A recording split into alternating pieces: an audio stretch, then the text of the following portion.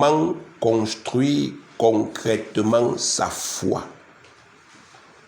Comment construire concrètement sa foi? Voilà, bien aimé, la communication que le Père a estimé que tu dois recevoir aujourd'hui à cause de son importance, l'importance capitale de cette communication pour l'obtention de ta bénédiction. Amen. Notre dernier enseignement du programme de formation des disciples intitulé « Les caractéristiques de la foi » nous a appris que la vraie foi est infaillible, c'est-à-dire qu'elle n'échoue jamais. Ce que nous avons vu dans l'enseignement, n'est-ce pas, effectivement, qui est passé dans les différentes cellules hier. Nous avons vu que la foi, la vraie foi, elle est infaillible, c'est-à-dire qu'elle n'échoue jamais.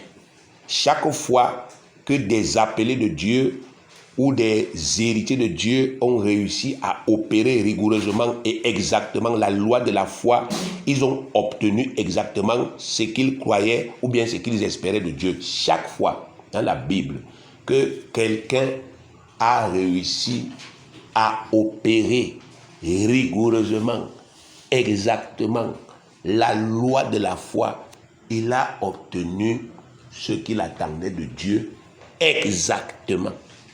On vous a enseigné que la réponse que Dieu donne à quelqu'un ne peut pas être une réponse biaisée. Dieu donne toujours la réponse exacte. Et il va même au-delà de notre imagination. Le Seigneur Jésus a donné exactement aux gens qui croyaient en lui ce qu'ils croyaient ou bien ils espéraient de lui. Ces gens ont construit dans leur cœur une foi solide. Ils ont agi avec persévérance selon cette foi, sans se laisser effrayer par quoi que ce soit, et le résultat a été glorieux. Ils ont provoqué des miracles terribles. Ils ont poussé Dieu à déployer en leur faveur la puissance spirituelle illimitée pour leur apporter des résultats inimaginables avec la plus grande simplicité. Donc on voit dans la Bible qu'il y a des gens qui avaient des problèmes insolubles, mais ils ont pratiqué la foi et ils ont obtenu des solutions, n'est-ce pas, des solutions miraculeuses, mais avec une très grande facilité.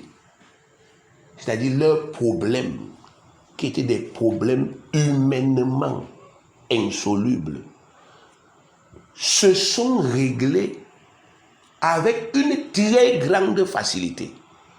Pourquoi? Parce que ces gens-là ont réussi à pousser Dieu à agir en leur faveur.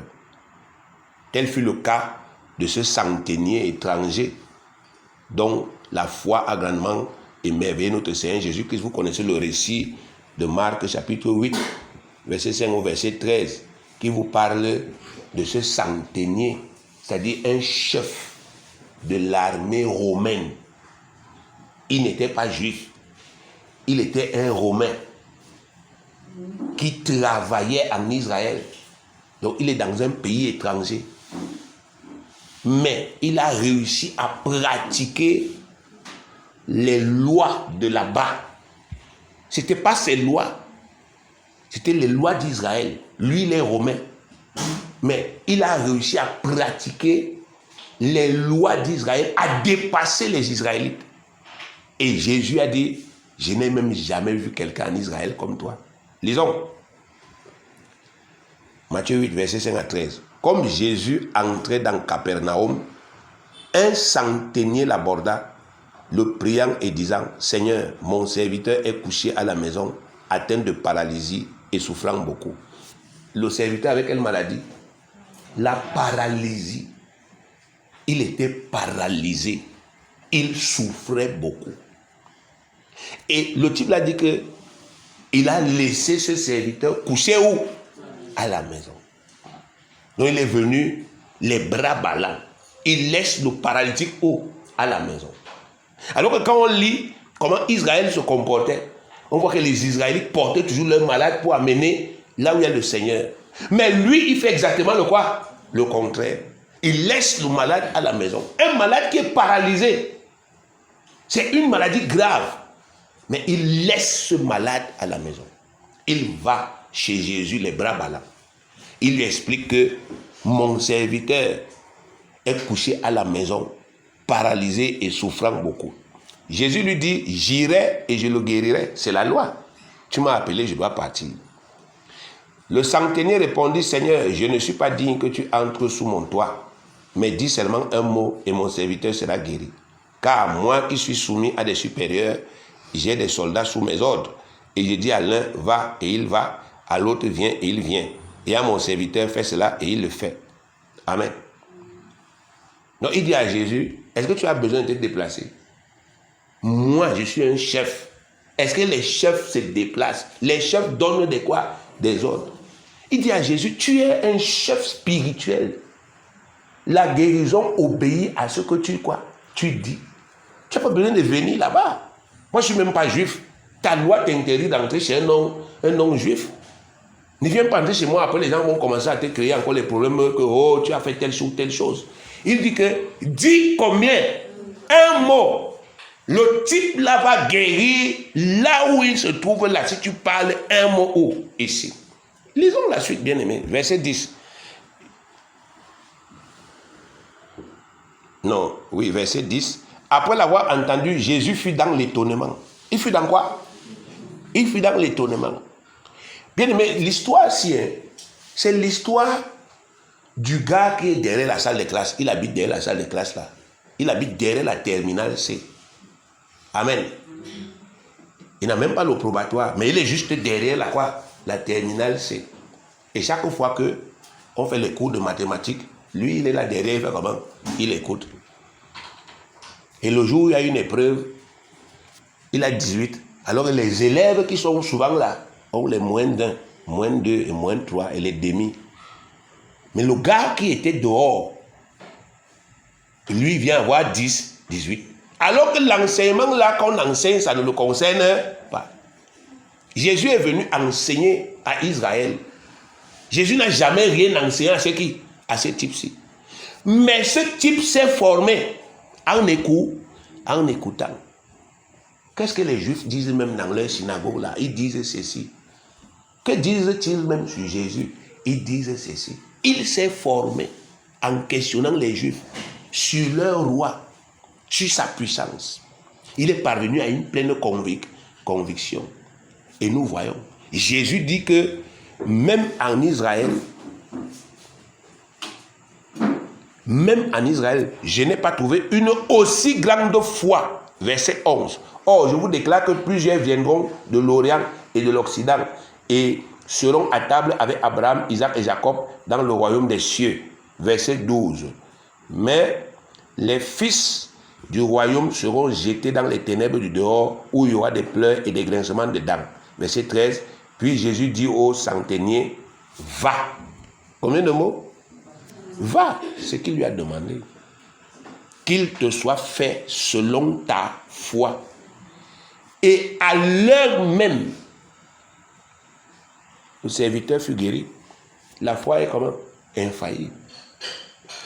À l'heure même, l'heure où Jésus a dit ça, cet homme fut guéri. À l'heure où Jésus l'a dit, il a été comment? Guéri. La foi est infaillible. Nous pouvons encore citer dans le même registre l'exemple de cette femme cananéenne dont la loi juive excluait de fait de la bénédiction d'Israël, mais qui par sa foi exceptionnelle a réussi à obtenir du Seigneur la délivrance de sa fille qui était terriblement tourmentée par un esprit mauvais. Voilà encore une autre étrangère. Elle, la loi juive l'excluait de la bénédiction. Donc la loi juive disait que comme elle n'est pas juive, elle est étrangère, elle n'a pas droit à la bénédiction que le Christ est venu donner aux Juifs. Mais bizarrement, elle a obtenu ça. Matthieu 15, verset 22 à 28, Et voici une femme cananéenne, Matthieu 15, verset 22 à 28. Et voici une femme cananéenne qui venait de se contrer, lui cria, « Aie pitié de moi, Seigneur, fils de David. Ma fille est cruellement tourmentée par le démon. » Qu'est-ce qu'on constate encore? La même attitude. Elle a laissé la fille à la maison.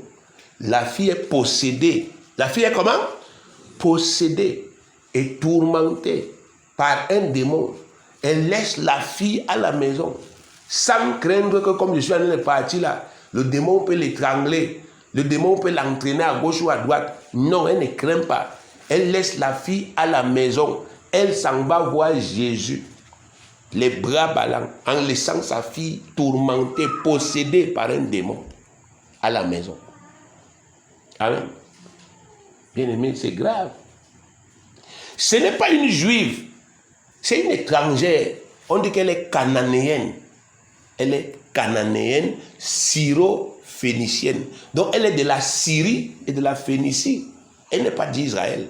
Elle n'a donc pas droit aux bénédictions christiques des Israélites. C'est-à-dire que ce que Jésus est venu donner, Jésus le Christ est venu donner aux Israélites, elle n'y a pas quoi? Droit. Lisons verset 23. Il ne lui répondit pas un mot. Jésus ne lui a pas répondu. C'est la loi. Et ses disciples s'approchèrent et lui dirent avec instance, renvoie-la, car écrit derrière nous. Donc les apôtres sont venus, ils chassent là et nous dérangent. Amen. Verset 24. Il répondit, je n'ai été envoyé qu'aux brebis perdues de la maison d'Israël. Il dit à la femme, il lui dit la vérité. C'est la loi. Moi, je n'ai été envoyé qu'aux brebis perdues de la maison d'Israël. Mais elle vint se poser devant lui, disant, Seigneur, secours-moi. Il répondit, il n'est pas bien de prendre le pain des enfants et le jeter aux petits chiens. Oui, Seigneur, dit-elle, mais les petits chiens mangent les miettes qui tombent de la table de leur maître. Alors Jésus lui dit, femme, ta foi est grande, qu'il te soit fait comme tu veux. Et à l'heure même, sa fille fut guérie. Amen. Amen. Voilà encore notre exemple. À l'heure même où Jésus a parlé, la fille là était comment? Guérie. Donc voilà deux récits qui nous prouvent que la foi est comment? Infaillible. La vraie foi est infaillible. La vraie foi, ça apporte toujours exactement ce que quelqu'un attend ou ce que quelqu'un croit. Bien aimé, nous n'avons pas affaire ici à des phénomènes hasardeux, inexplicables. Ce n'est pas le hasard qui est derrière ces miracles. Amen. Le hasard ne fait pas partie des procédés de Dieu. Donc Dieu ne peut pas nous l'enseigner comme un principe de bénédiction. Dieu ne peut pas vous dire, il y a des choses qui arrivent dans ta vie par hasard. Donc restez seulement là. Un jour comme ça, par hasard, quelque chose va arriver. Peut-être que tu vas sortir comme ça et puis tu cognes ton pied, comme on dit vulgairement là, ton bon pied. Tu cognes le pied droit, pim. Amen. Et tu en as la bénédiction. Non, frère, foutaise. Si tu cognes ton pied droit et que tu n'as pas de chaussures, tu vas boiter pendant peut-être une semaine. Ça dépend de ce sur quoi tu vas quoi. Tu vas cogner ça. Amen. Si c'est sur un caillou qui est dur dans le sol, ça va t'enlever même l'orteil. Donc il n'y a pas de phénomène de quoi? De hasard. Dieu ne peut pas nous enseigner le hasard. Donc Dieu ne peut pas enseigner à quelqu'un que croire au hasard. Les choses vont se passer dans ta vie de façon quoi? Hasardeuse. Le hasard n'est pas un principe biblique. Le hasard est une explication que les gens qui ne connaissent pas les principes spirituels donnent à des phénomènes qui ne peuvent pas expliquer. Ici, bien aimé, on a plutôt affaire à une démarche de foi minutieusement pensée et rigoureusement appliquée. On a affaire à quoi? Une démarche de foi qui a été rigoureusement, minutieusement pensée et rigoureusement appliquée. Ces gens ont pris le temps de construire leur foi en s'appuyant sur toutes les informations positives qu'ils avaient reçues au sujet du Seigneur Jésus-Christ et de la grande puissance qu'il opérait pour restaurer tous ceux qui venaient le solliciter. Ils ont pris le temps de bâtir dans leur cœur une pleine assurance que le Seigneur Jésus allait solutionner aisément les problèmes inhumainement solubles auxquels il faisait, les problèmes humainement insolubles auxquels il faisait face. Donc les gens là ont pris le temps.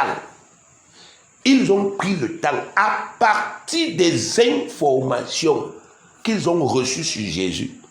ils ont pris le temps de réfléchir et de définir une stratégie, une démarche qui allait permettre que Jésus puisse solutionner leur problème.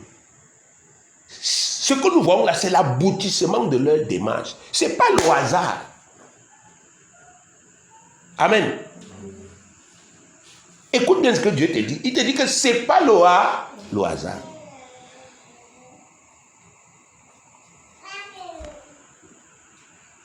Ils ont entendu des choses au sujet de qui? De Jésus. Des informations. Ces informations sont entrées dans leur tête. Et ça les a fait cogiter. Parce que tout le monde a des problèmes dans la vie. Alors, ils se sont rendus compte que même Jésus peut être une solution. Ils sont informés. Mais comment on fait même? Comment on fait? Ils se sont renseignés. Ils ont écouté des histoires à gauche et à droite qui traitaient de ce que Jésus avait fait aux gens. Ça les a aidés à bâtir et à construire leur propre foi. Et ensuite, bien aimés, ils ont simplement agi selon cette pleine conviction et Dieu a fait le reste. Amen. Dieu a fait quoi? Le reste. Quelqu'un construit sa foi dans son cœur, il agit selon sa foi, il obtient ce qu'il désirait. Amen. C'est simple comme bonjour. Et c'est exactement ce que Dieu attend que tu fasses. Bien-aimé, c'est autour de 1h, n'est-ce pas, de la nuit que le Seigneur m'a parlé pour me dire, l'église que tu vois est devenue une église d'ignorants. Parce que ces enfants que tu vois là, ils ne comprennent plus rien au principe. Ils ont laissé l'ennemi les éloigner progressivement des choses essentielles. Ils ne comprennent pas. Réenseigne. Parce que tous les jours, les gens te disent, oui, je crois, je vis par la foi. Mais en réalité, si ce qu'ils disent est vrai, on doit voir des effets. Dieu ne fait point exception de quoi? De personne. Si quelqu'un a appliqué la foi hier, il y a 2000 ans, ça a marché. Pourquoi tu veux qu'on applique la même foi aujourd'hui, ça ne marche plus? Non, il y a un problème. Amen. Et c'est ça que Dieu veut, n'est-ce pas, effectivement, corriger aujourd'hui. Voyons donc ensemble comment vous devez procéder concrètement pour construire votre foi et pour la mettre en œuvre en vue de votre plus grande bénédiction. Vous voulez être béni. Vous voulez que les choses que Dieu dit dans sa parole se réalisent dans votre vie. Vous voulez vivre le standard de vie que Dieu a prescrit dans sa parole que vous devrez vivre. Celle qui est célibataire, elle veut vivre un mariage qui est comme son cœur désire. Celui qui est même déjà marié, il veut que son foyer soit comme Dieu demande. Celui qui travaille, il a envie, n'est-ce pas, effectivement, de jouir de ce travail. Il veut que ce travail produise des ressources dans sa vie. Nous avons tous des désirs. Mais les désirs là ont tous une même particularité. On ne peut pas les accomplir nous-mêmes. C'est tout. Ça suppose que c'est du ressort de qui? De Dieu. Et Dieu a dit que c'est pas la foi que je vais réaliser ça dans ta quoi? Dans ta vie. Je vais donc t'expliquer ce qu'on appelle construire sa foi. Amen. Et marcher par la foi qu'on a quoi? Construite. Parce que ça, c'est un enseignement pratique. Je vais t'expliquer terre à terre. Premièrement, vous devez commencer par vous instruire justement au sujet de Dieu afin de le connaître parfaitement ainsi que sa puissance spirituelle illimitée. Je reprends. Pour construire ta foi, tu dois commencer par t'instruire justement, droitement, au sujet de Dieu et de sa puissance spirituelle illimitée. Tu dois commencer par t'informer pour connaître qui est Dieu et qu'est-ce qu'il est capable de faire. Amen. Amen. C'est la première étape. Jérémie chapitre 9 verset 24 dit ceci. Jérémie chapitre 9 verset 24 dit ceci. Écoute bien. Mais que celui qui veut se glorifier d'avoir de l'intelligence. De quoi? De l'intelligence. Et de me connaître. De savoir que je suis l'Éternel, qui exerce la bonté, le droit et la justice sur la terre, car c'est à cela que je prends plaisir, dit l'Éternel. Il dit que si quelqu'un veut se glorifier, qu'il se glorifie d'être intelligent et de connaître qui est Dieu, de savoir que c'est Dieu qui est l'Éternel et que c'est Dieu qui fait quoi? Exerce la bonté, la justice et le droit sur quoi? Sur la terre. Donc en réalité, Dieu te dit que c'est moi qui juge sur cette quoi? Sur cette terre. C'est moi qui fais du bien sur quoi? Sur la terre. Et je voudrais que tu le saches. Ésaïe 44, verset 24. Qu'est-ce que ça dit, Ésaïe 44, 24? Ainsi parle l'Éternel, ton Rédempteur, celui qui t'a formé dès ta naissance. Moi, l'Éternel, j'ai fait toutes choses. J'ai fait toutes choses. Seul, j'ai déployé les cieux. Seul, j'ai étendu la terre. Seulement à partir de ce verset-là, je sais que même si je me retrouve un jour seul dans le ministère, je ne suis pas handicapé. Tant que Dieu est avec moi, parce qu'il dit qu'il a tout fait comment? Seul. Personne ne l'a jamais quoi? Aidé. Je commence par m'instruire clairement. Dieu, tu es même qui? Révèle-moi qui tu es. Le verset ici que je lis veut dire quoi? Qu'est-ce que je dois comprendre dans ce que je lis ici? Je commence par là. Grâce au Saint-Esprit, il va te parler. Amen.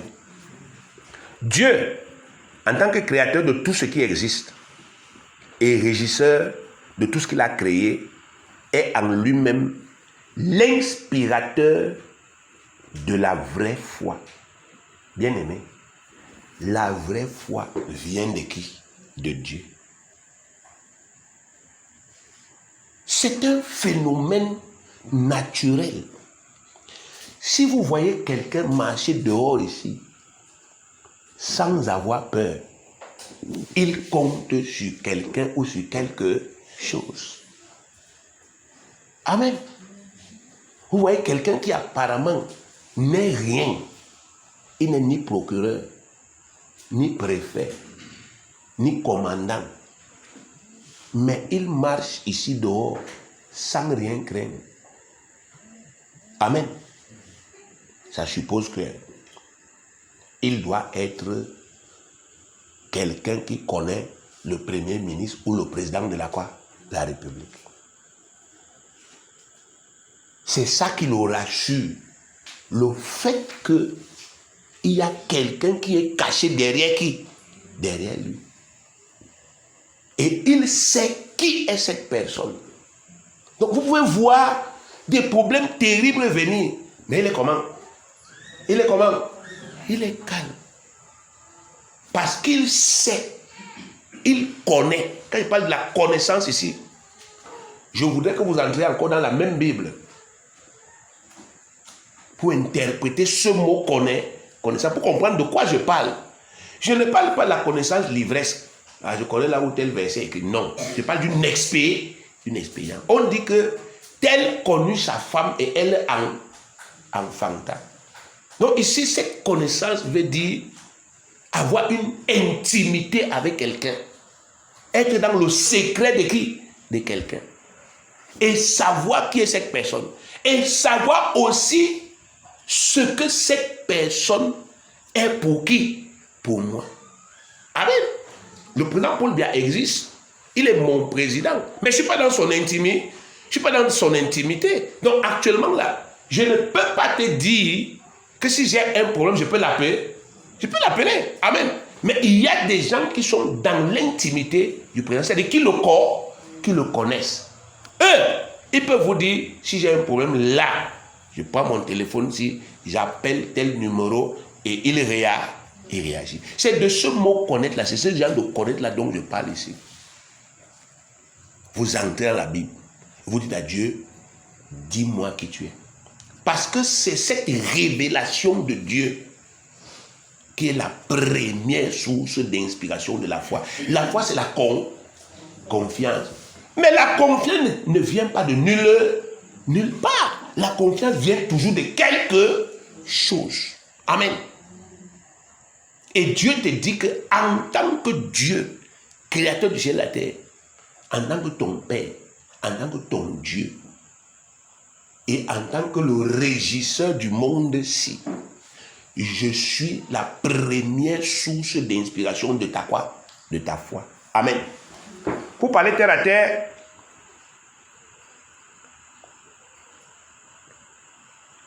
je dois comprendre parfaitement qui Dieu est réellement et qu'est-ce qu'il est capable de faire. Qu'est-ce qu'il est quoi? Capable de faire. Je dois comprendre, je dis parfaitement, qui Dieu est et qu'est-ce qu'il est capable de faire. Pourquoi? Parce que le fait de comprendre ça, ça suffit à nous inspirer la vraie foi devant n'importe quelle situation. Amen. Le fait d'être dans cette intimité-là, ça suffit. Exemple, Shadrach, Meshach, Abednego devant la fournaise quoi? Ardente. Lisons s'ils ont eu peur. Lisons Daniel 3, 17. Daniel 3. Daniel chapitre 3, verset 17. Il est écrit: voici notre Dieu que nous servons peut nous délivrer de la fournaise ardente et il nous délivrera de ta main, ô roi. Le roi est ici. La fournaise est là. Le roi leur dit, prosternez-vous devant la statue ici, ou bien je vous jette dans la fournaise.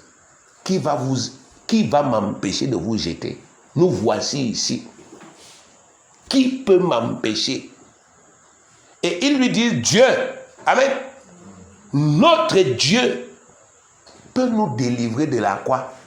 La fournaise, même si je nous jette dedans. Il va nous délivrer de ta main. Jette-nous. Amen. Et qu'est-ce qui s'est passé? Exactement ce qu'ils ont dit. Amen. Exactement ce qu'ils ont dit. Dieu les a délivrés de la fournaise. On les a jetés dedans, mais ça ne leur a rien fait. Je peux vous assurer que ces gars ne savaient pas comment ça pouvait se réaliser. Ils savaient que Dieu peut le faire. Il y a quelque chose que vous devez savoir, bien aimé, en matière de, n'est-ce pas, effectivement, de croyance. Vous ne pouvez pas imaginer comment Dieu va procéder. Vous ne pouvez pas. Donc, vous ne pouvez pas rester comme ça, vous fermez vos yeux et vous dites, il fera comme ça. Vous ne pouvez que croire qu'il peut le faire. Et c'est tout ce qu'il vous demande. Mais maintenant, de façon concrète, quand il le fera, c'est là où vous le verrez. Et vous comprendrez que comment? Donc il était capable de le faire comme ça, alors que moi je pensais même comme si. Amen. Deuxième exemple, David devant Goliath.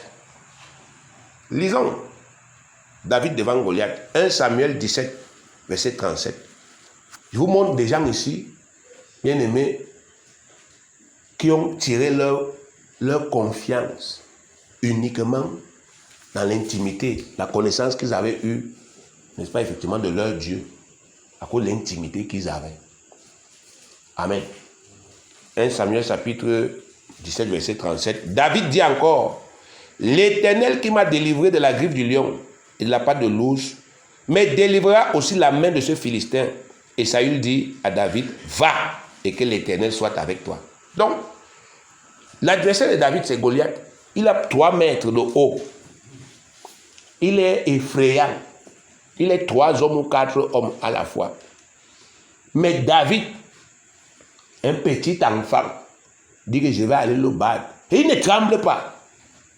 Et les gens commencent à paniquer à sa place. Amen. C'est ça qui s'est passé. Les frères de David qui étaient dans l'armée ont commencé à paniquer à la place de qui? De David. Le roi lui-même n'était étonné. Il a appelé David et dit, est-ce que tu es sûr? David lui dit, mais oui, non. Et de demander à David, tu t'appuies même sur quoi? Il dit, le Dieu, là où tu me vois, j'ai déjà battu un ours. J'ai déjà tapé un lion. Avec la force de qui? De Dieu. Je ne parle pas des choses que je ne connais pas. Je connais ce Dieu-là. Amen. La source première de la foi de quelqu'un, c'est la connaissance intime de qui? De Dieu. Cette connaissance-là, elle ne s'obtient pas en regardant la télé, en passant le temps dans les jeux, sur le téléphone, à WhatsApp, ainsi de suite. Elle s'obtient pendant des heures de méditation et d'adoration spirituelle. De méditation. C'est là où Dieu déchire les voiles et il se révèle. Je me souviens une fois, j'étais à Lomé. Je ne sais pas très bien quel était le contexte, mais j'ai prié Dieu cette nuit-là. J'ai pris du temps. Je me suis mis à prier le Père. Père, révèle-moi. Mon corps s'y est comment? Est-ce que je dois craindre la maladie?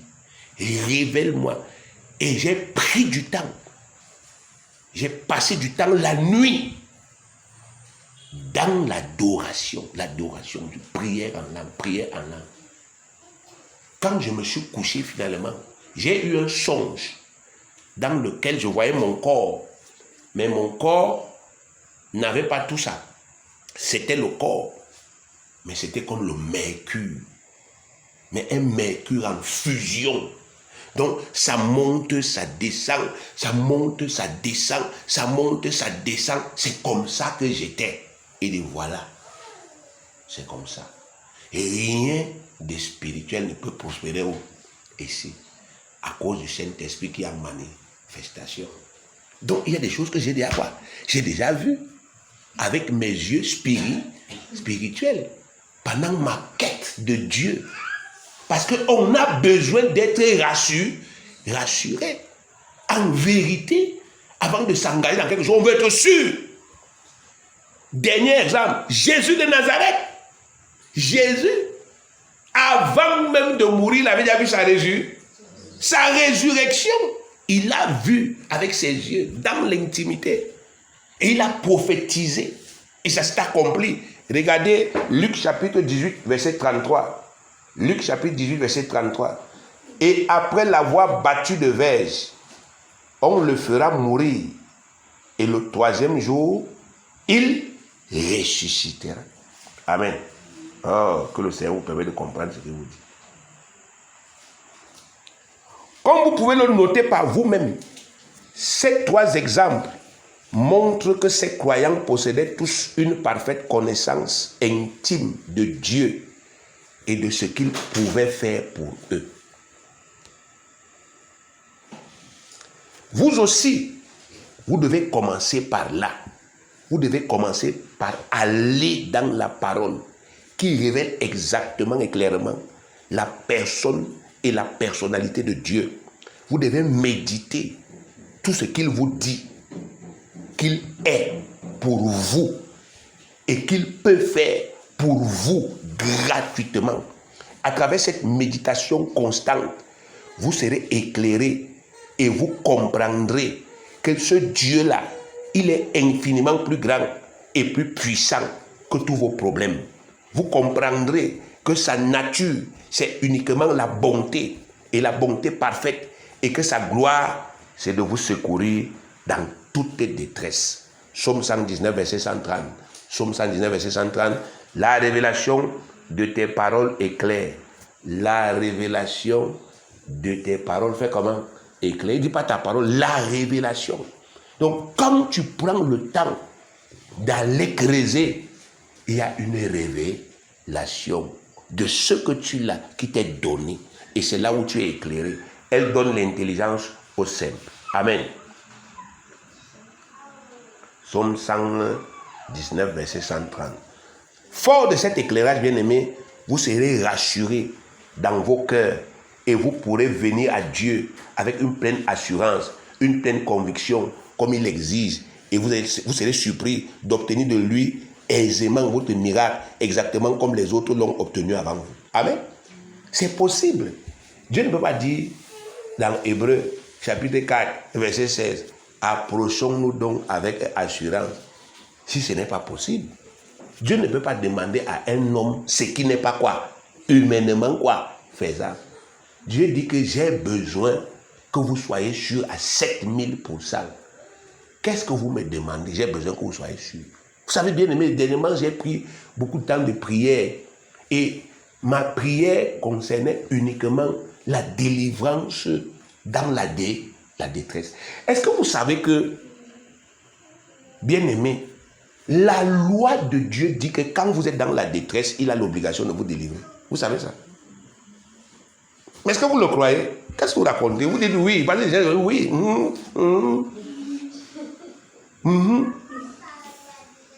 Mais pourquoi alors on ne voit pas la délivrance là? Parce que cette croyance-là, c'est une croyance qui est écornée. Elle est frelatée. Qu'est-ce qu'il m'a dit? Il m'a dit, une fois de plus, mets ta vie en danger pour moi. Compte uniquement ce qui est chez moi. Ne t'adresse à personne. Ne demande rien à personne. Laisse que les jours avancent. Si tu dois mourir, tu mourras. Mais si je dois te délivrer, je vais te délivrer. Remets-moi encore ta vie entre tes quoi, mes mains. Remets-moi encore ton sort. Bien aimé, je ne vous mens pas. Il me l'a encore dit. C'est comme ça qu'on gagne en assurance.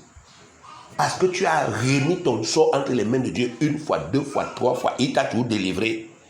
Tu deviens comment? Tu deviens comment? Sans crainte. Peu importe ce qui peut arriver. Tu connais déjà comment ça marche. Amen.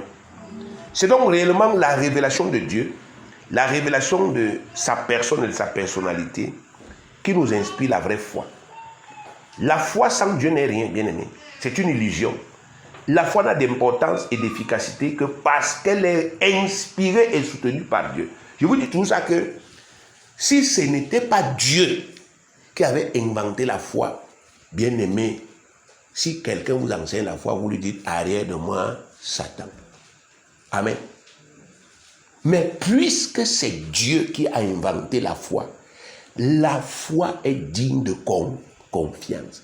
La foi marche. La foi marche. Arrêtez avec la chair. Vous serez déçus. Amen. La Bible dit qu'un homme qui marche selon la chair.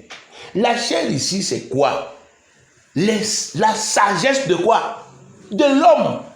Les raisonnements, les idées de l'homme. La sécurité de qui? De l'homme. Il dit que tu es comme un misérable qui est dans le désert. Oh, toi tu crois que tu es sage. Mais tu dis non. tu es comme un misérable qui est en plein quoi? Désert. Tu ne vas jamais voir arriver le bonheur. C'est écrit, amen, repris. Ne sois pas sage à tes propres quoi? Yeux. Souvent, j'ai vécu dans l'ACDC ce que j'appelle la malignité. Amen. La quoi? La malignité. C'est-à-dire, un enfant de Dieu décide de marcher selon la chair. Mais il ne dit pas aux dirigeants que je suis. Il fait donc le malin. Amen. Il fait semblant de marcher par quoi? Par l'esprit. Mais parallèlement, bien aimé, quand il n'y a pas les yeux des gens, il laisse libre cours à la quoi? À la chair. Si vous êtes honnête et que vous étiez dans cette logique, levez-vous un jour, vous témoignez que ça n'a pas marché. Dieu va vous bénir pour votre honnêteté. Dites la vérité à vos frères et à vos sœurs, que vous savez, il y a une époque de ma vie où je suis entré dans les logiques bizarres. On prêchait là, ça entrait ici, ça sortait de ce côté. Mais je vous dis que rien n'a marché. Que mon échec vous serve afin que vous ne partiez pas souffrir comme j'ai souffert. Ça ne marche pas, bien aimé. Ça ne marche pas. Ça ne marche pas. Ils sont des menteurs dans les églises que vous voyez ici dehors. Je vous dis des super quoi? Menteurs. Comme Jacques Chirac, le président français qui est mort, on l'appelait super menteur. Dieu vous bénisse. Donc, les gars vous racontent le contraire des réalités qu'ils font quoi? Qu'ils vivent. Parce que ils veulent vous séduire. Ils veulent que vous entrez, n'est-ce pas, effectivement, et vous tombez dans le même piège que eux. Vous connaissez l'histoire du gars, n'est-ce pas, des gars qui partent voler. Le premier envoie la main, on coupe. Et après, il dit que ma main n'arrive pas. Viens aussi envoyer, le deuxième envoie, on coupe. Et il dit au troisième, pardon, viens un peu essayer. Le troisième dit que, comment vous tous vous êtes partis comme ça et puis vous revenez comme ça? Détendez un peu vos bras. Et finalement, le gars, lui, s'en est sorti.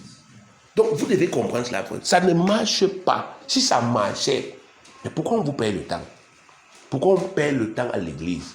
S'il y a d'autres options, je perds donc mon temps ici, seulement à vous dire la foi, alors qu'il y a autre chose, que quand tu es béni là, tu ne payes pas les dîmes. Tu ne payes pas les dîmes, tu ne sèmes pas. J'ai intérêt à ce que tu sois quoi? Béni. Parce qu'il y a une partie de ta bénédiction que tu viens déposer dans la maison de qui? De Dieu.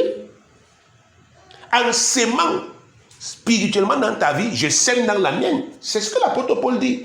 Nous sémons en vous les biens spirituels pour récolter les biens naturels. Donc ça suppose que s'il y a une autre voie, mais mon frère, c'est moi qui dois vous la mort. Les gars, il y a un raccourci ici, laissez la foi là. Il y a autre chose. Mais si je vous dis qu'il n'y en a pas, il n'y en a pas. Le reste là, ça ne marche pas. Renouvelez vos intelligences. Amen. Prenez donc conscience et cessez de vous imaginer que vous pouvez parvenir à la foi aujourd'hui-ci en ignorant Dieu ou bien en refusant de faire diligemment les efforts que vous devez faire pour parvenir à une réelle connaissance de lui et de sa puissance spirituelle illimitée. Vous devez travailler. Vous devez payer le quoi? Le prix. Vous allez dans la parole. Vous devez avoir des temps. Amen. Des temps, des moments. Vous savez, hier, j'étais fatigué. Mais autour de 1 heure, non, de 0 heure, lorsque, n'est-ce pas, effectivement, le Seigneur m'a réveillé, j'ai dit, je ne dors plus. Je ne fais pas quoi? Je ne dors plus. Comme je me suis réveillé là, Seigneur, j'ai renouvelé mon âme, j'ai pris. Amen. Et je me suis concentré un peu sur les gens qui sont tout souvent de leur corps quand je dors. Amen. J'ai dit que cette nuit-ci, je vais arracher la tête de quelqu'un au nom de qui? De Jésus. Bizarrement, ils ne sont pas venus. Dieu vous bénisse. Personne n'est quoi? N'est venu. Les gens qui font que tu pars te coucher, tu ne pries pas là, et puis tu as les cauchemars toute la nuit. Je n'ai rien vécu hier. Amen. Et il sait me montrer que tu vois, quand tu renouvelles ton intelligence, tu mets la fatigue de quoi? De côté. Tu dis, j'ai pris. Mais bien aimé, cette fatigue, c'est même la sorcière. La sorcière, c'est un esprit. Ils font comme ça. Amen. Amen. Ils font ça. Ils soufflent. Ça vient comme une douce brise.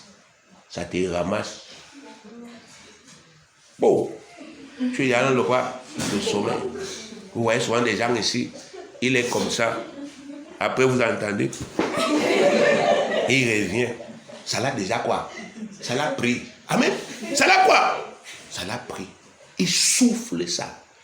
Parce que, bien aimé, ils savent que la parole que vous voyez ici, ça a un pouvoir sur qui? Sur eux. Comment Jésus a fait pour repousser Satan? La quoi? La parole. Il est écrit. Arrête-toi là-bas. Il sait qu'est-ce qu'il y a dans la quoi? La parole. Et quand on prêche, il envoie son petit vent là. Ça vous ramasse. Bien aimé, ne tombez plus dedans. Première étape, je dois m'instruire justement. Amen. Au sujet de qui est Dieu et de c'est quoi sa puissance, son pouvoir. Je dois parvenir à la connaissance là. Qui il est et ce qu'il est capable de quoi? De faire. Deuxième étape. Vous devez ensuite vous instruire justement au sujet des promesses divines et des lois qui les conditionnent. Les quoi? Les promesses divines et les lois qui conditionnent c'est quoi? Ces promesses. Vous devez vous instruire justement à cet effet. Je vais vous montrer, à travers cet enseignement, que les gens que vous voyez là, bien aimés, ils étaient calés. Ils connaissaient les promesses et ils connaissaient les lois. Ils ont rempli les lois et ça leur a donné accès à quoi? Aux promesses. Vous allez voir, une promesse divine est une parole à travers laquelle Dieu s'engage à faire quelque chose en faveur de son peuple. Une promesse divine est une parole à travers laquelle Dieu s'engage à faire quelque chose en faveur de son peuple. Généralement, ce que Dieu s'engage à faire en notre faveur, c'est des choses essentielles pour notre vie. Des choses dont nous avons besoin pour notre plus grand bien-être terrestre et céleste, mais que nous ne pouvons pas réaliser par nos propres moyens. Amen. La vocation de ces choses, c'est que nous vivions le standard de bonheur que Dieu nous a conféré en Jésus-Christ sur la terre. Amen. Les choses que Dieu a dit qu'il va faire pour nous, ces choses-là sont essentielles et deux, elles ont pour vocation de nous permettre de vivre le standard de Dieu sur quoi? Sur la terre. Donc si Dieu ne les fait pas, on ne peut pas vivre son standard sur quoi? Sur la terre. Regardez 2 Corinthiens 9, verset 8 à 11. 2 Corinthiens 9, verset 8 à 11. Il est écrit: et Dieu peut vous combler de toutes sortes de grâces, afin que, possédant toujours en toutes choses de quoi satisfaire à tous vos besoins, vous ayez encore en abondance pour toute bonne œuvre. Vous comprenez? Pourquoi est-ce qu'il peut vous combler de toutes sortes de grâces? Pour que vous soyez comblés. Qu'il ne vous manque quoi? Rien. Mais est-ce que vous imaginez cette vie dont le Seigneur parle ici? Une vie où tous tes besoins sont comment? Comblés. Ce n'est pas là où ça finit. Et il y a un reste qui est abondant pour les bonnes quoi? Œuvres. Est-ce qu'un type pareil, il peut fuir les gens? Il fuit les gens. Si tu fuis les membres de ta famille, c'est parce que tu n'as pas ce niveau-là. Amen. Tu fuis. Quand ta mère t'appelle, maman, tu déranges. Elle dérange? Non, elle ne dérange pas. C'est parce que tu n'es pas à ce niveau. Tu n'as pas suffisamment pour toi et il y a abondamment pour les bonnes quoi? Œuvres.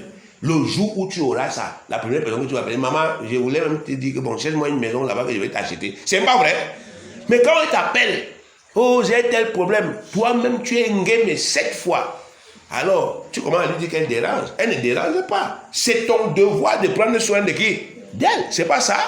Honore ton père et ta mère. C'est le premier commandement avec une promesse afin que tu sois heureux et que tu vives longtemps sur quoi? Sur la terre.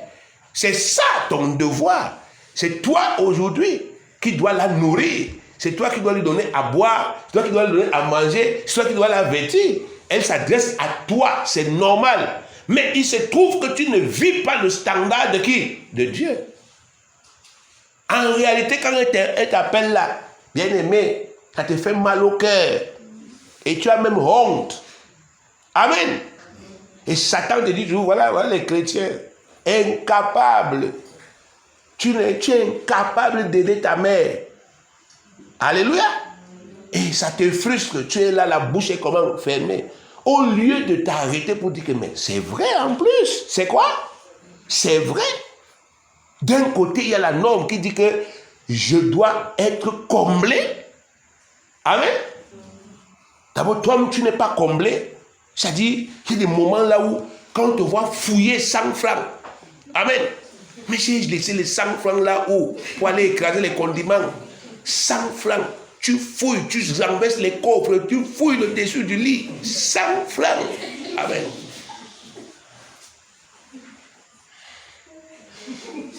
Les choses que, bien aimé, il y a les gens, quelqu'un, n'est-ce pas, 10 000 tombes, il ne ramasse pas. Amen. Mais 100 francs. 100 francs. Tu cherches 100 francs. Et tu commences à gronder. Vraiment, vous ne voulez pas mon progrès ici. À cause des 100 francs.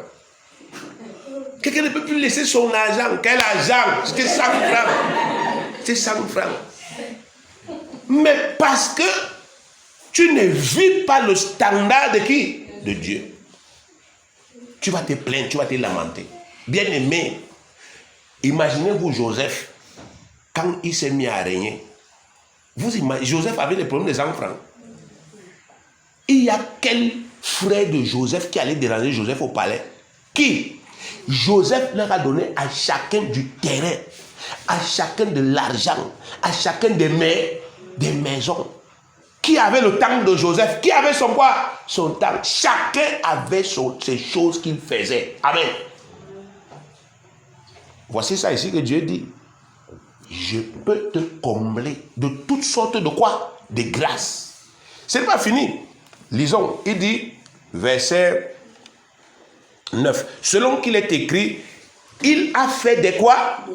Des largesses. Il ne donne jamais petit. Il a fait des largesses. Il a donné à qui? Aux indigents. Sa justice subsiste à jamais. Verset 10. Celui qui fournit de la semence aux semeurs et du pain pour sa nourriture, vous fournira et vous multipliera la semence et il augmentera le fruit de votre justice. Vous serez de la sorte enrichis à tous égards pour toute espèce de libéralité qui par notre moyen feront offrir à Dieu des actions de quoi? Des grâces. C'est-à-dire que les hommes de Dieu vont souvent citer vos noms. C'est ça qu'il dit ici. On souvent dit vraiment, je voulais rendre grâce à Dieu pour la sœur telle. Parce que c'est grâce à elle que nous avons pu payer toutes les pensions cette année. Amen. Il dit que c'est ça qu'on va faire. Je voudrais rendre grâce à Dieu pour le frère tel. C'est grâce à lui que nous avons, n'est-ce pas, effectivement, acquis telle chose. Que nous avons réalisé tel projet. Pourquoi? Parce que Dieu va vous enrichir. Mais est-ce qu'il va vous enrichir pour rien? Il va vous enrichir parce que vous aurez marché par la quoi? Par la foi. Amen. Pour ce faire, nous devons une fois de plus aller dans la parole de Dieu pour découvrir à l'intérieur toutes ces grandes promesses qu'il nous a faites, ainsi que les lois spirituelles qu'il a instituées pour les conditionner. Amen. Je dois partir dans la parole. Je dois aller découvrir les lois. Je dois découvrir les promesses et les quoi? Les lois. Les promesses et quoi? Et les lois. Je dois découvrir la promesse de la santé. Et je dois aussi découvrir les lois qui conditionnent cette quoi? Cette quoi? Cette promesse. Je dois découvrir les promesses d'argent. Les promesses de quoi? D'argent. Et je dois aussi connaître les lois qui conditionnent l'argent, la bénédiction. Là. Il doit découvrir les promesses de réussite et découvrir aussi les quoi? Les lois. Amen. Vous avez Deutéronome 28, verset 1 à 14. Amen. Si tu marches comme je demande, voici les bénédictions. Vous connaissez ça, non? Deutéronome 28, vous ne connaissez pas? C'est écrit. Je ordonnerai la bénédiction d'être avec toi. Je vais chasser la maladie. Je vais faire ceci. Tu seras la tête et non quoi? La queue. Amen. Si tu obéis à mes voix, si tu fais ceci. Donc, dans Deutéronome 28, du verset 1 au verset 14, vous avez, n'est-ce pas, effectivement, d'un côté, les conditions, c'est-à-dire les lois et les promesses. Amen. Je vais lire quelques-unes de ces promesses. Je lis Deutéronome 28, verset 1 à 14. Si tu obéis, ça commence par quoi? Si, c'est une conditionnalité, non? Si tu obéis à la voix de l'Éternel, ton Dieu, en observant et en mettant en pratique tous ses commandements. Comment je vais prouver que j'obéis? Comment? On obéit comment? En observant et en mettant en quoi? En pratique tous ces commandements que tu prescris aujourd'hui. L'Éternel, ton Dieu, te donnera la supériorité sur toutes les nations. Tu seras supérieur à qui? Aux autres. Il y a une promesse de supériorité. Il dit que si tu obéis, comment? Tu prends mes commandements, tu les mets en pratique.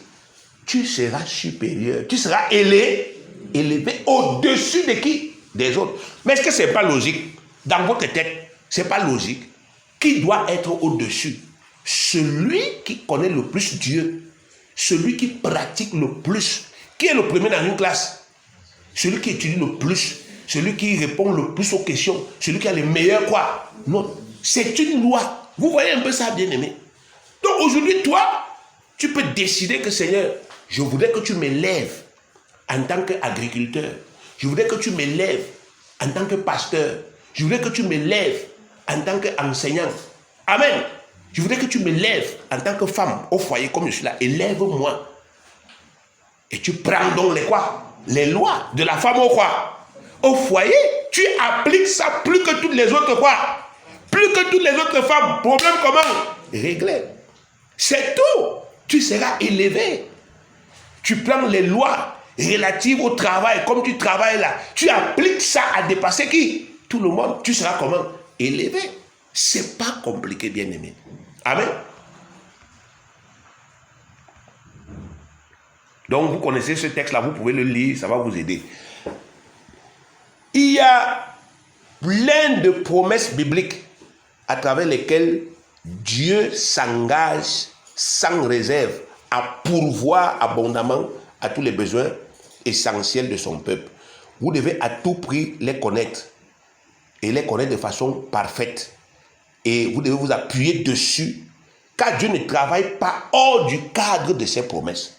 Il ne garantit rien d'autre que les lois qu'il a lui-même instituées. Jérémie chapitre 1 verset 12. Et l'Éternel me dit, tu as bien vu car je veille sur ma parole pour l'exécuter. Amen. Regardez, bien-aimés, Dieu ne travaille pas hors du cadre de ses promesses. Vous ne pouvez pas dire à Dieu, donne-moi l'argent et vous recevez l'argent. Il ne peut pas vous donner. Amen. Donne-moi l'argent. Ça ne traduit rien du tout. C'est donne-moi l'argent. Pourquoi je n'ai pas l'argent? C'est une promesse. C'est une prière, pardon, que Dieu ne peut pas exaucer.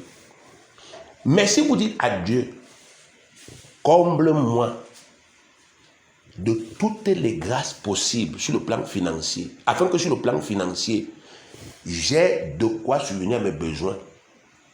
Et comme j'ai des engagements à l'église, que je puisse aussi les remplir. Ça, c'est une quoi? Prière. Il va te demander que tes besoins, c'est quoi? C'est combien? Tu ne peux pas prier Dieu hors du cadre de ses quoi? De ses promesses. Chaque fois que tu pries, tu dois t'arranger pour être encadré par ce qu'il a quoi? Par ce qu'il a dit. Si tu baisses les standards de Dieu, Dieu ne t'écoute même plus. Amen. Si tu baisses le niveau que lui, il a établi ici, il ne t'exauce pas. Seigneur, vraiment dans ma vie, s'il te plaît, donne-moi mon petit travail et ma petite maison. Quand tu pries même comme ça, le gars bouche ses oreilles. Il ne peut pas écouter ce type de prière. Parce que Jésus a dit dans Jean 10, la partie B, je suis venu afin que les brebis aient la vie et qu'elles soient dans quoi? L'abondance. Mais bien aimé, réveillez-vous. Réveillez-vous. Qu'est-ce qu'on peut réaliser sans avoir l'abondance? On peut réaliser quoi?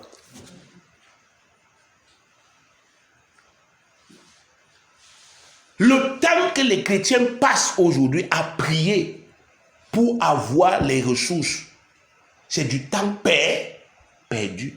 Parce que pendant ce même temps-là, ils ne travaillent pas pour que les âmes soient comment? Sauvées. C'est du temps perdu. Les chrétiens doivent comprendre comment ça marche. Amen.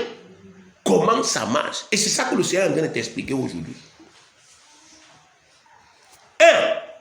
Je m'instruis, je veux construire ma foi.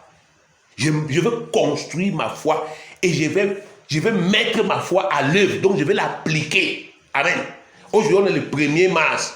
Je vais commencer quand? Le 1er mars ici. Je construis ma foi. Et j'applique ça à partir d'aujourd'hui. Jour après quoi? Jour. Jusqu'à ce que je vois un résultat. Dieu dit que commence d'abord par redécouvrir qui je suis. Amen. Fais un travail pratique. Écris ces versets-là. Tu as le téléphone. Prends ces versets, énumère-les. Parle, ça enregistre. Ça fait comment? Ça enregistre. Dieu, je confesse que tu es le créateur du ciel et de la terre, comme c'est écrit ici. Quand quelque chose manque, tu crées. Je confesse que Dieu, tu n'as pas besoin d'aide, parce que tu as créé seul au commencement. Dieu, je confesse que ta sagesse est suffisante. Ton intelligence est suffisante. Parce qu'il est écrit dans Jérémie que tu as créé tout ça avec ta sagesse.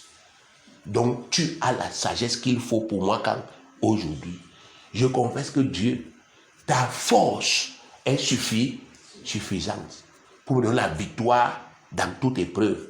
Parce que voici ce que tu as fait. Je confesse ça. Je cherche ça. Et j'écoute constamment. Ça me rassure. Voilà qui tu es. Et voilà ce que tu peux faire. Tu l'as déjà fait hier. Je travaille. Deuxièmement, je travaille sur les promesses. Seigneur, dans ta parole, tu as dit que tu vas faire comme ceci. Amen. Chaque parole par laquelle tu t'es engagé à agir envers moi, c'est une parole inaliénable.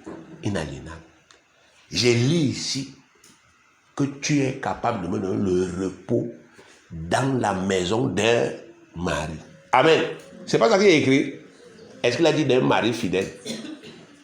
Je vous pose la question, c'est ce qu'il a dit.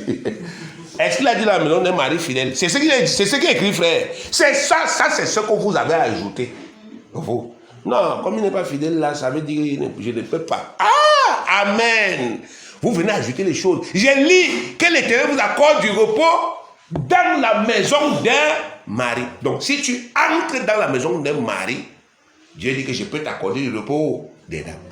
Mais toi, tu arrives là, tu dis, ah, comme le mari boit trop, c'est sûr que non. Comme le mari ne vient pas à l'église, c'est sûr que non. Comme le mari fume, c'est sûr que non. Comme le mari a les muscles, d'accord. Tu expliques à Dieu que toi, ton cas est compliqué. C'est pas facile.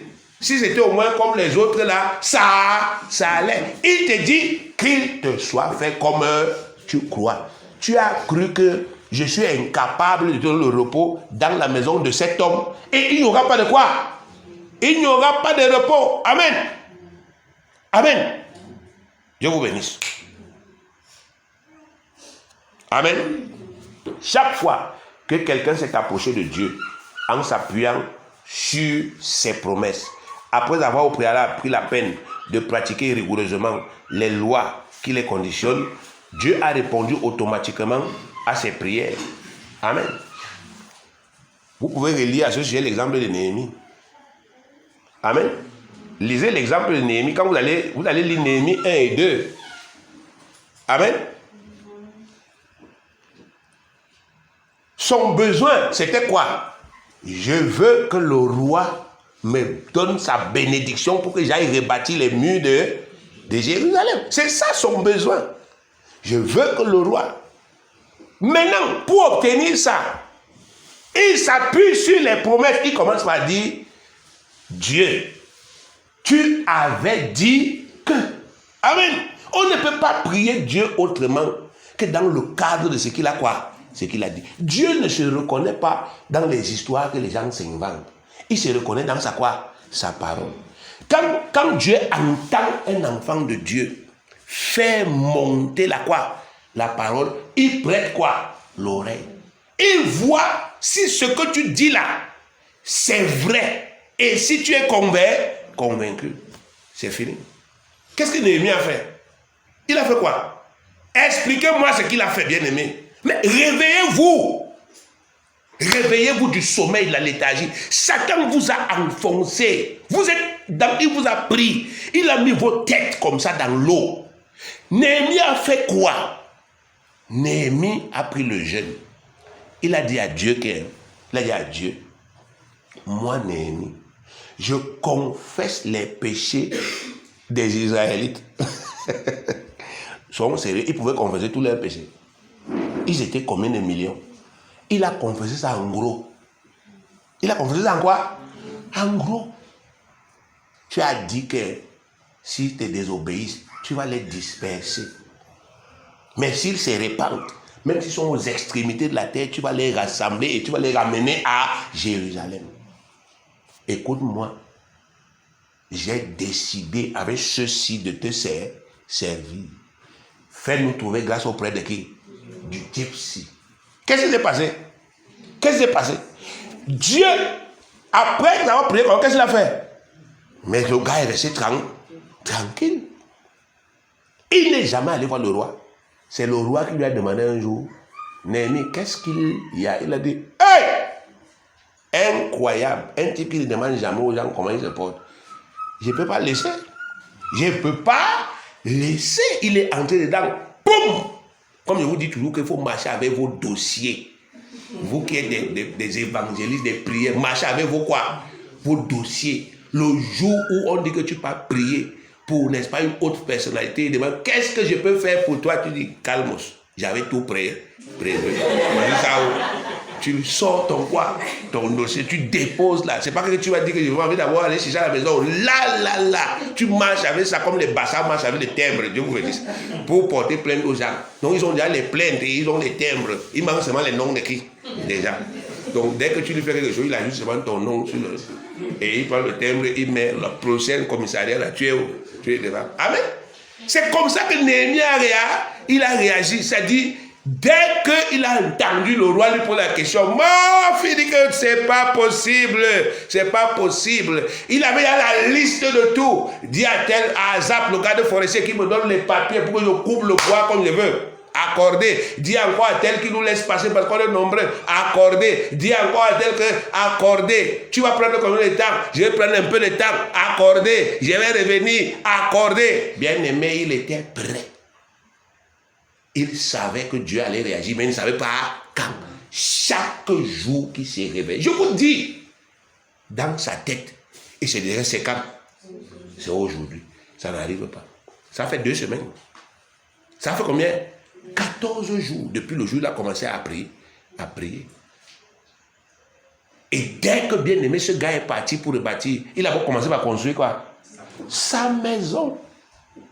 Dieu a dit quoi? 2 Corinthiens 9, verset 8, comme il lit. Et Dieu peut vous combler de toutes sortes de grâces, afin que possédant en toutes choses de quoi satisfaire à tous vos besoins. Dieu commence par sécuriser son oint, son serviteur et sa servante. C'est d'abord toi. Parce que le travail que tu vas faire dépend de qui? De toi. Il te met d'abord en sécurité. Entrez dans sa tête, connaissez-le. Ne vous approchez pas de Dieu avec vos propres pensées. Approchez-vous de Dieu avait ses promesses et connaissait les lois. Amen. Troisièmement, enfin, après ces deux étapes, vous devez exprimer distinctement votre besoin. Vous devez exprimer distinctement votre besoin et définir clairement la stratégie que vous avez adoptée pour que Dieu vous exauce. Amen. Vous devez faire quoi? Exprimer distinctement, clairement ce que vous voulez, non? Et définir clairement la démarche, la stratégie pour obtenir ça. Voici comment je vais marcher. Amen. Dans Deutéronome 28, verset 8, Dieu a dit que j'ordonnerai à la bénédiction d'être avec toi dans tes greniers et dans toutes tes entreprises. Tout ce que tu vas entreprendre. Je ne parle pas du commerce. Je ne parle pas du commerce. Parce que quand on dit entreprise, là, vous voyez seulement aller vendre, n'est-ce pas, quelque chose. Non. Une démarche spirituelle, c'est une entreprise. Quand quelqu'un décide qu'il va faire 7 jours de jeûne, c'est une entreprise. Dieu dit que je vais ordonner à la bénédiction d'être avec toi dans les 7 jours de quoi? De jeûne, là. Pour que ça donne quelque chose. Amen. Donc, en troisième position, qu'est-ce que vous faites? Vous exprimez clairement votre besoin. Mon besoin, c'est que je veux une maison qui m'appartient. Donne-moi une maison. Au nom de qui? De Jésus. Et maintenant, Seigneur, pour recevoir cette maison, pour te pousser à me donner cette maison, voici ma stratégie. Voilà ma stratégie. Voilà ce que je vais faire. Voilà ma démarche. Amen.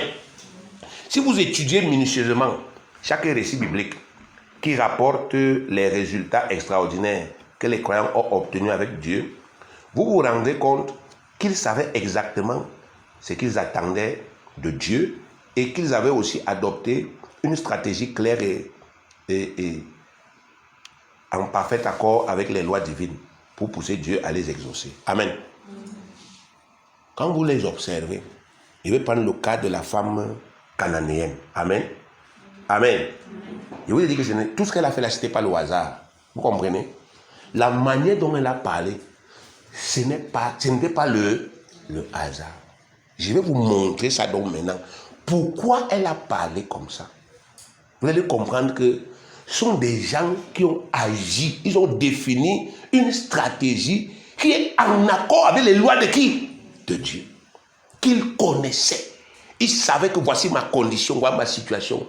Si je veux obtenir ça, voici ce que la loi, n'est-ce pas, dit à mon sujet. Amen. La femme cananéenne, par exemple, savait qu'en tant qu'étrangère, elle était exclue de la bénédiction christique d'Israël par la loi de Moïse. Donc elle savait que la loi de Moïse l'exclut de la bénédiction que Christ est venu donner à Israël. Parce qu'elle n'est pas fille d'Israël. Donc, elle n'est pas héritière. Donc, elle ne peut donc pas venir là, devant Jésus, comme étant une héritière. Amen. Elle a donc résolu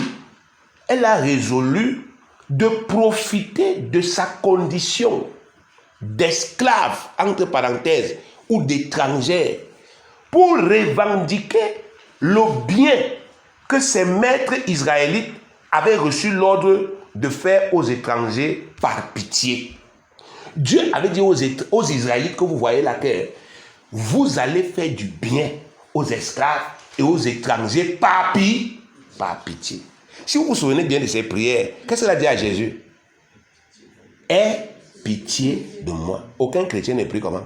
Comme ça. Elle a dit, aie pitié de moi. Parce qu'elle savait que, bien aimé, Dieu avait recommandé aux Israélites d'avoir pitié des esclaves, d'avoir pitié des étrangers et de laisser toujours tomber des miettes de leur bénédictions. Dieu leur a dit, laissez toujours tomber les miettes de vos quoi? Vos bénédictions pour les étrangers. C'est dans la loi. Amen. Lisons. Deutéronome 24. Parce que vous ne lisez plus la Bible depuis. Seigneur, que le Seigneur vous réveille. Deutéronome 24, verset 18 à 22. Il est écrit, tu te souviendras que tu as été esclave en Égypte. Tu fais là quoi? Tu te souviendras que tu as été esclave en Égypte et que l'Éternel, ton Dieu, t'a racheté. C'est pourquoi je te donne ces commandements à mettre en pratique. Quand tu moissonneras ton champ et que tu auras oublié une gerbe dans le champ, tu ne retourneras point la prendre. Elle sera pour l'étranger, pour l'orphelin et pour la veuve, afin que l'Éternel, ton Dieu, te bénisse dans tout le travail de tes mains. Mais mon frère, les gars oubliaient les gerbes chaque fois qu'il... Ruth, elle nourrissait sa belle-mère comment? Elle partait glaner. Parce que les Israélites ont compris. Quand tu moissonnes, laisse tomber les miettes pour les étrangers. Et vous allez voir que la femme là a demandé à Jésus les quoi? Les miettes. Elle utilise les mots qui sont là dans la quoi? La loi. Les mots qui sont en accord avec son statut. Les mots qui sont en accord avec la loi de Dieu et son statut devant cette quoi? Devant cette loi. Jésus ne peut pas dire non. Il est venu accomplir la quoi? La loi. Elle a su là où il fallait tout toucher. Amen. Toi, tu pas limité. Oh Seigneur, fais-moi comme la femme syro-phénicienne. Dieu dit que c'est parce que tu es loin. Elle était giflée. Oui, c'est terrible. Tu demandes, elle a prié en tant que ce qu'elle était. Elle s'est fondée sur les promesses qui concernent les gens de son statut. Ils doivent manger les miettes. Regarde, continuons. Verset 20. Quand tu secoueras tes oliviers, tu ne cueilleras point ensuite les fruits restés aux branches. Ils seront pour l'étranger, pour l'orphelin et pour la veuve. Quand tu vendangeras ta vigne, tu ne cueilleras point ensuite les grappes qui seront restées. Elles seront pour l'étranger, pour l'orphelin et pour la veuve. Tu te souviendras que tu as été esclave dans le pays d'Égypte. C'est pourquoi je te donne ces commandements à mettre en quoi? En pratique. Cette femme était syro-phénicienne. C'est vrai, mais, bien aimé, elle connaissait ses droits devant la loi. Elle connaissait ses promesses. Dans cette loi-là, il y avait quelque chose pour elle. Amen. Amen. Tous ces commandements disent la même chose. Israël devait toujours laisser des miettes de ses bénédictions, les bénédictions que Dieu lui a données aux étrangers ou bien aux esclaves. Et ces miettes étaient largement suffisantes pour satisfaire les besoins de ces derniers. Donc, cette femme n'a absolument rien fait au hasard. Au contraire, tout dans son attitude et sa manière de parler montre non seulement qu'elle connaissait parfaitement le statut que la loi réservait aux étrangers comme elle, mais aussi qu'elle était pleinement convaincue que même les déchets de la bénédiction christique d'Israël étaient suffisants pour délivrer sa fille, d'où son insistance et sa manière toute particulière de s'exprimer devant le Seigneur. Matthieu 15, 27. Oui, Seigneur, mais les petits chiens mangent les miettes qui tombent de la table de leur quoi? Maître. Et Jésus a dit, ta foi est comment? Grande. Est-ce qu'on peut parler de foi quand ce que tu crois n'est pas en accord avec la loi? On ne peut pas parler de foi. Donc si Jésus a dit que la femme là avait la foi, c'est parce que sa croyance était selon les promesses. Vous comprenez? Elle a initié une démarche. Elle s'est informée depuis que sa fille est tourmentée là. Elle sait que Jésus délivre les gens, non? Mais elle a commencé à réfléchir que bon, moi, je vais me comporter comment pour qu'il soit obligé de me délivrer? Il faut que je le pousse à délivrer ma fille. Et la seule manière, c'était de la mener à montrer à Jésus qu'elle a raison au regard de la loi. Dieu vous bénisse. Et ce qui s'est passé. La femme sunamite, je vous cite encore un autre exemple. La femme Tsunamite, vous la connaissez. Son récit, c'est dans 2 Rois, chapitre 4. Amen. On dit qu'elle était stérile et elle espérait un miracle pour enfanter. Amen. Mais elle a adopté une démarche. Quoi?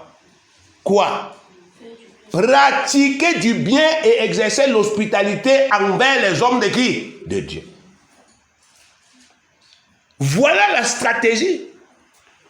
Pour obtenir ma bénédiction, je vais pratiquer du bien et exercer l'hospitalité envers les hommes de qui? De Dieu. C'est une loi.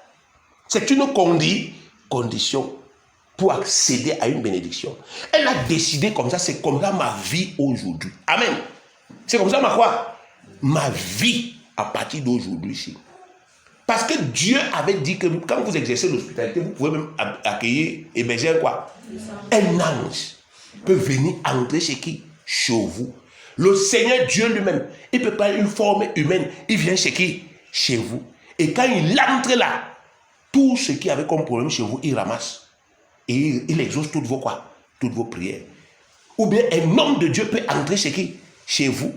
Avec l'autorité qu'il possède, il vous apporte la bénédiction. Donc elle a commencé un nouveau style de vie. Elle avait exprimé, je vais enfanter, je vais l'enfant. Mais maintenant la démarche, la foi qu'elle a conçue dans sa tête, c'est quoi? Je vais pratiquer le bien et l'hospitalité envers les hommes de Dieu. À travers ce que je vais faire là, j'aurai quoi? L'enfant. Je suis convaincu. Elle est convaincue pourquoi? Parce que c'est une loi de qui? De Dieu. Amen.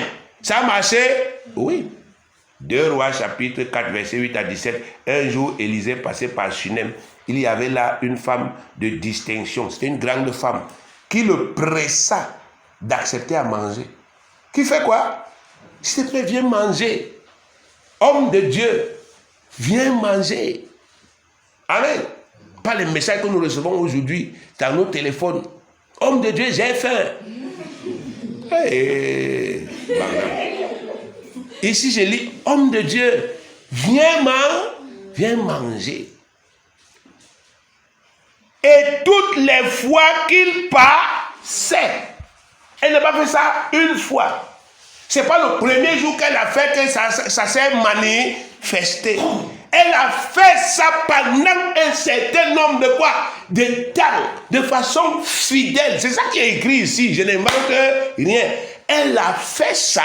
Elle n'a jamais changé. Au contraire, elle est allée en augmentant. Lisons. Et toutes les fois qu'il passait, il se rendait chez elle pour manger. Maintenant, elle augmente. Verset 9. Ça, c'est le bien qu'elle pratique ici. Le bien. Maintenant, elle veut l'héberger. Regardez verset 9. Elle dit à son mari, voici, je sais que cet homme qui passe tous les jours chez nous est un saint homme de Dieu. Faisons une petite chambre haute avec 2 murs. Il n'a pas dit, donnons-lui une autre chambre à coucher. Faisons une petite quoi? Chambre haute. En haut, c'est-à-dire à l'étage. Amen. Hein? Et mettons-y pour lui un lit, une table, une table, un siège et un chandelier, afin qu'il s'y retire quand il viendra chez nous. Amen. Vous voyez ça, bien aimé? La suite, c'est terrible. Son mari a dit, ok, vas-y. Il a donné sa bénédiction. Encore une preuve que cette femme connaissait la loi. Je ne peux pas faire ça sans son autorisation. Je ne peux pas prendre la bénédiction. Elle lui explique, c'est un homme de Dieu. C'est qui? Un homme de Dieu. Accordons-lui le respect, l'amour que Dieu nous a demandé d'accorder à qui? À ces hommes-là. Bien aimé, l'homme là est entré dedans. Il a dit à son serviteur que qu'est-ce qu'on peut faire pour la femme-ci? Son serviteur lui a dit, mais tu ne vois pas qu'on est seul ici, il n'y a pas d'enfant. Madame, viens. La même période, l'année prochaine, tu auras un fils. Et c'est quoi? Ça s'est accompli. Aussi simple que ça. J'exprime mon besoin. Maintenant, le secret de quoi? Mon cœur. Dieu écoute. Mais maintenant, j'ai défini une stratégie, une démarche. Amen. Que je vais suivre. David, lui, bien-aimé, il avait opté pour le sacrifice de tout ce que lui, il avait gagné pendant qu'il était quoi? Roi. Amen. David avait opté pour le quoi? Le sacrifice de tout ce que lui, il avait gagné quand il était quoi? Quand il était quoi? Quand il était roi. Vous savez, bien-aimé, je me dis de plus en plus qu'il faut qu'on recommence à lire la Bible. David a beaucoup souffert de la pauvreté. De la pauvreté. Il a été pauvre pendant longtemps. Et tout bon pauvre a un seul rêve dans sa tête. Le jour où il va devenir riche, je ne dois jamais devenir quoi? Pauvre. Amen. Le jour où Dieu va m'enlever la pauvreté. Amen. Je ne dois plus jamais rentrer où? Rentrer dedans. Donc, avant de mourir, David avait un souci dans son cœur. Je ne veux pas que ma famille soit pauvre après ma quoi? Ma mort. Et il a choisi de tout investir dans la construction du temple de Dieu. Je vais vous lire ce texte. N'est-ce pas, effectivement, prenez la peine qu'on le lise parce qu'il y a des choses très importantes dedans. Vous allez comprendre que ce que je vous dis là, c'est la vérité. 1 Chronique chapitre 29, verset 1 à 19. 1 Chronique chapitre 29, verset 1 à 19. Le roi David dit à toute l'assemblée, mon fils Salomon, le seul que Dieu ait choisi, est jeune et d'un âge faible, et l'ouvrage est considérable, car ce palais n'est pas pour un homme, mais il est pour l'Éternel Dieu. J'ai mis toutes mes forces. Vous voyez, j'ai insisté tout dessus. Ce n'est pas quelque chose de... quelqu'un fait une fois et puis il fait quoi? Il s'arrête. Il dit, j'ai mis toutes mes forces à préparer pour la maison de mon Dieu l'or pour ce qui doit être d'or. Amen. Donc on voit ici qu'une de ses premières stratégies, c'était de tout, n'est-ce pas, effectivement, rassembler ce qu'il faut pour la maison de qui? De Dieu. Et il a mis ses forces dedans. Amen. Continuons. De l'argent pour ce qui doit être de l'argent, de l'airain pour ce qui doit être d'airain, du fer pour ce qui doit être de fer, et du bois pour ce qui doit être de bois, des pierres d'onyx et des pierres enchâssées, des pierres brillantes et de diverses couleurs, toutes sortes de pierres précieuses et du marbre blanc en quantité. Verset 3 maintenant. De plus, dans mon attachement pour la maison de mon Dieu, je donne à la maison de mon Dieu l'or et l'argent que je possède en propre. L'or et l'argent que je possède en propre. C'est-à-dire que tout ce qu'il a épargné pendant le temps où il était quoi? Roi. Et il énumère. Amen. Outre tout ce que j'ai préparé pour la maison du sanctuaire. Verset 4.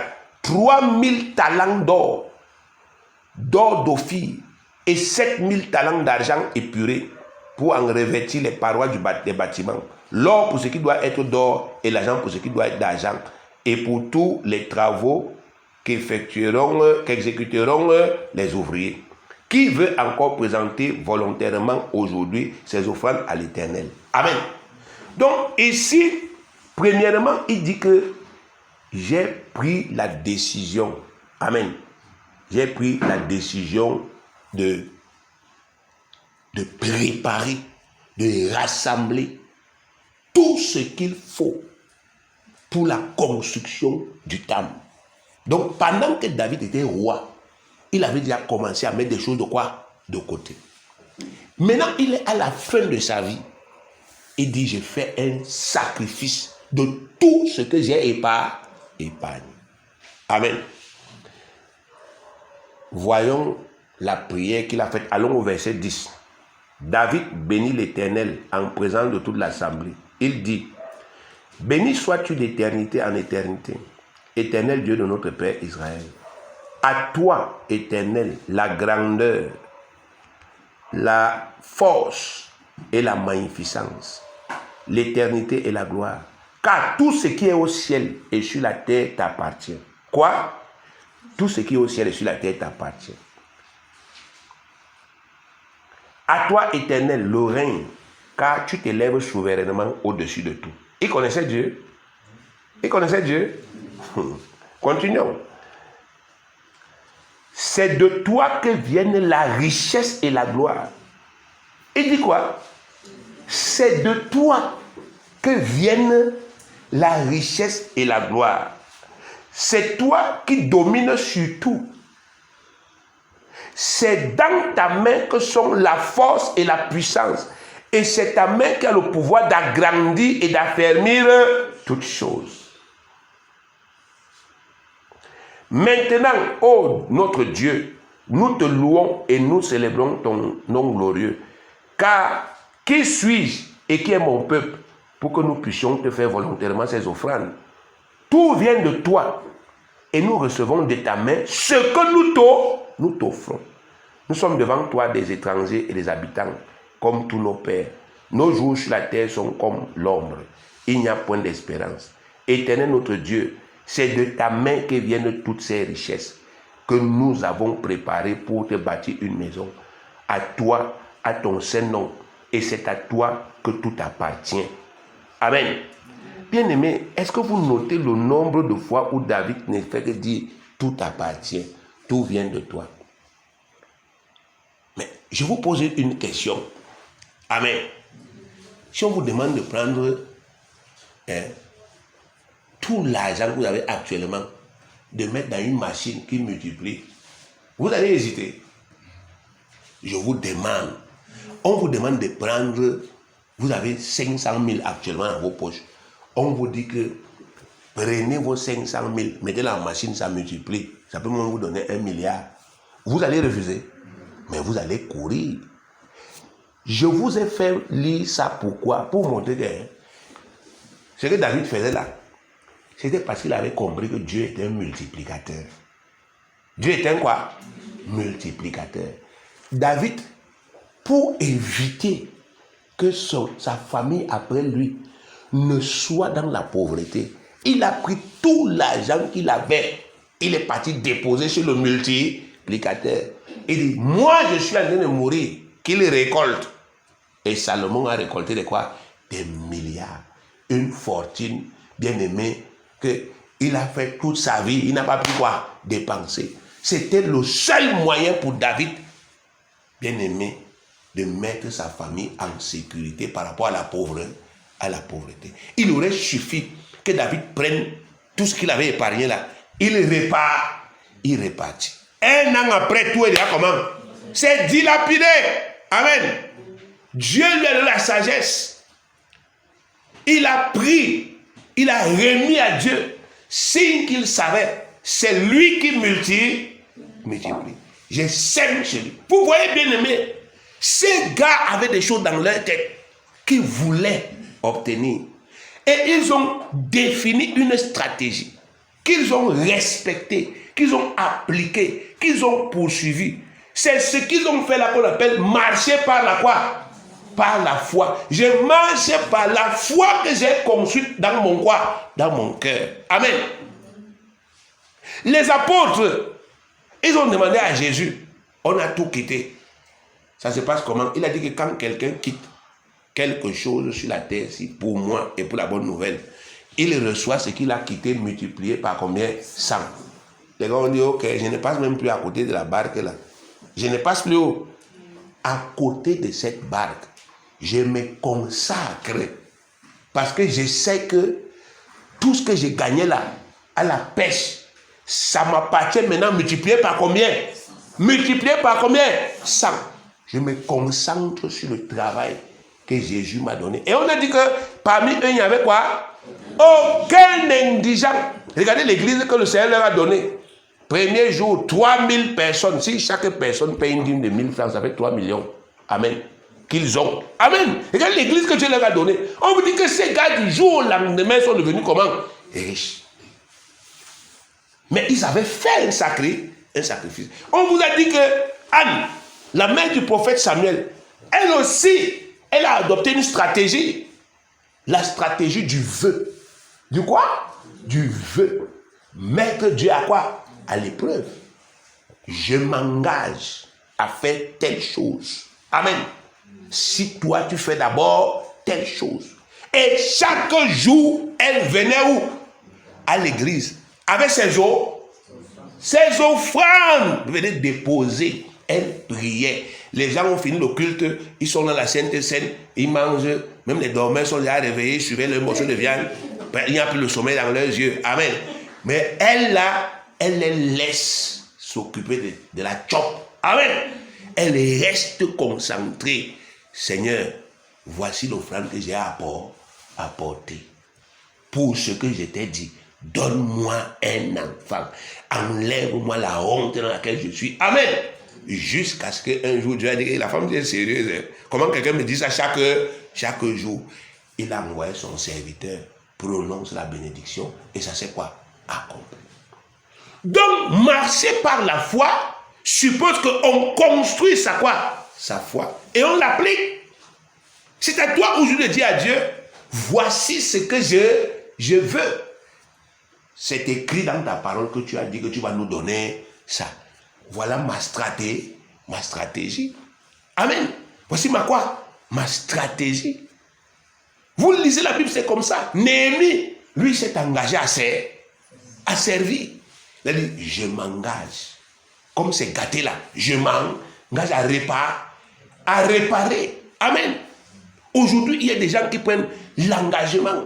Ils disent, je vis pour qui? Pour toi. Amen. D'autres prennent l'engagement. Je partage en deux tout ce que tu me donnes. Ça, c'est mon engagement, Seigneur.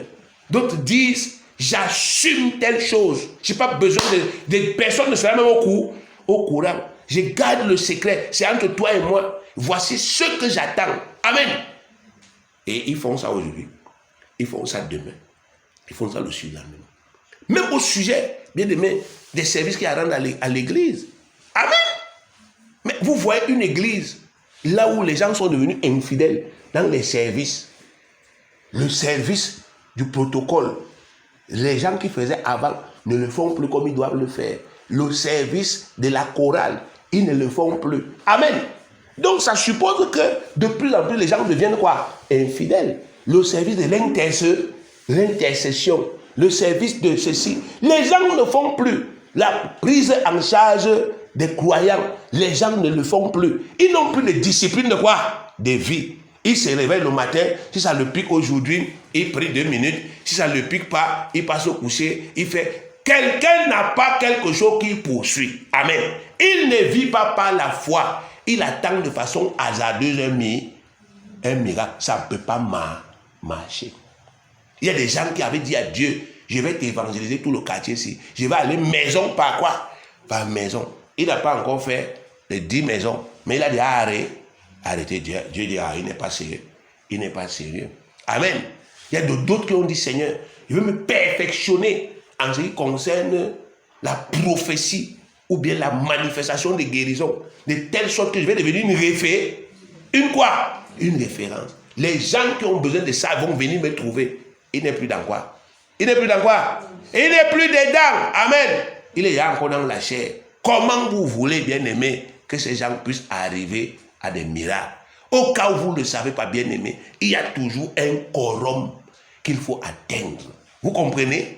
Il y a un quorum. Ça veut dire que quand vous initiez cette démarche, il y a un niveau que tu dois atteindre. Et c'est le niveau là où le miracle doit se produire. Avant d'arriver là, tu ne dois jamais baisser les bras. Tu dois persister. Amen. Donc, pour conclure, Dieu te dit que définis, exprime-moi tes besoins. Tu veux quoi? Rentre dans ma parole. Tu vois la promesse, là où j'ai dit que je vais faire ça. Appuie-toi sur cette promesse pour me parler. Et maintenant, toi-même décide par rapport aux lois qui conditionnent mes bénédictions. Toi-même dis-moi, en dehors de tous les autres engagements que tu as déjà pris là, que je vais venir à l'église. Amen. Et que tu ne respectes même pas, on te cherche toujours là. Amen. Qu'est-ce que tu décides de faire de façon suivie? À partir de ce 1er mars-ci, que tu vas faire ça aujourd'hui, tu vas faire ça demain, tu vas faire ça après-demain, dans le secret, parce que tu as lu que c'est une loi qui conditionne ma bénédiction. Prends la décision, fais ça. Et tu vas donc voir comment est-ce que, quand tu vas atteindre le quorum, la bénédiction va se manifester. Amen.